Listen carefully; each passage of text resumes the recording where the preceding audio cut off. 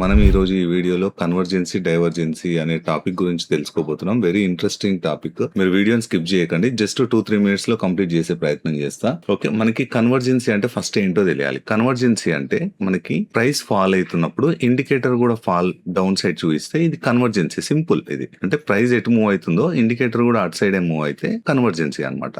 డైవర్జెన్సీ అంటే మనకి price downside move అవుతుంటది, ఇండికేటర్ అప్ సైడ్ మూవ్ అవుతుంటది అనమాట. ఇది డైవర్జెన్సీ. సింపుల్ మెథడ్ లో చెప్తాను. ఇప్పుడు ఆప్షన్స్ లో ప్లస్ స్పాట్ లో డిఫరెన్స్ చూపిస్తాను మీకు. సో మీరు ఇక్కడ నుంచి ఇలా చూస్తే, మీకు ఏమైందంటే ఇక్కడ అప్ సైడ్ ఉంది. ఓకే, 25 degrees ఇంచుమించుగా అప్ సైడ్ ఉంది అనమాట. అదే ఆప్షన్ లో చూడండి 24,200 కాల్ పెట్టాను నేను ఇక్కడ. ఓకే, మనం ఇక్కడ డ్రా చేసి చూస్తే మనకి డౌన్ సైడ్ ఉంది అనమాట.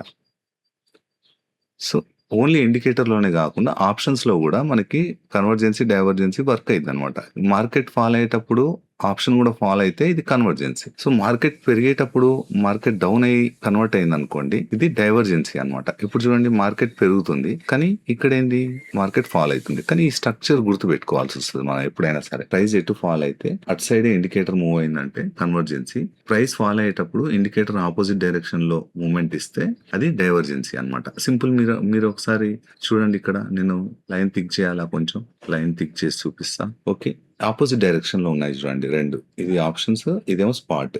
ఓకే, ఇంతే అండి, సింపుల్. ఇది గుర్తుపెట్టుకుంటే ఏమైందంటే మనకి మంచి మూమెంట్ వచ్చే అవకాశం ఉంటుంది ఈ డైవర్జెన్సీ వచ్చినప్పుడు. ఇప్పుడు ఈ ఆప్షన్స్ లో కూడా మీరు ఇండికేటర్ ని కూడా అబ్జర్వ్ చేస్తే, మీరు ఈ లో ప్రైస్ ఈ లోలో ఉంది ఇక్కడ.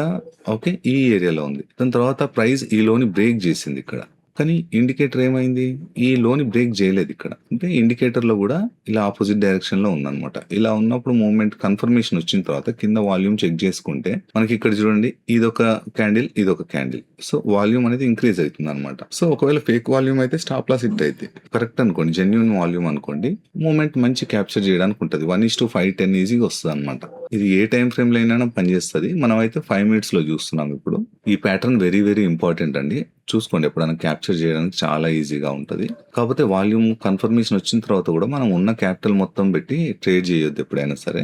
మనం ఏదైతే ట్రేడ్ చేయాలనుకుంటున్నామో క్వాంటిటీ, రెగ్యులర్ క్వాంటిటీ, దాంతోనే మనం ట్రేడ్ చేయడానికి ట్రై చేయాలన్నమాట. ఎక్కువ క్వాంటిటీ అలా చేయొద్దు. ఈరోజు నేను ట్రేడ్ చేయలేదండి, ఎందుకంటే August 12th నో ట్రేడ్ అన్నారు. సో మనం వాళ్ళకు కూడా రెస్పెక్ట్ ఇవ్వాలని చెప్పేసి ఉద్దేశంతో నేను ట్రేడ్ చేయలేదు ఇవాళ. ఓకే, ఈ వీడియో నచ్చితే లైక్ చేయండి, షేర్ చేయండి. Thank you for watching. జై హింద్.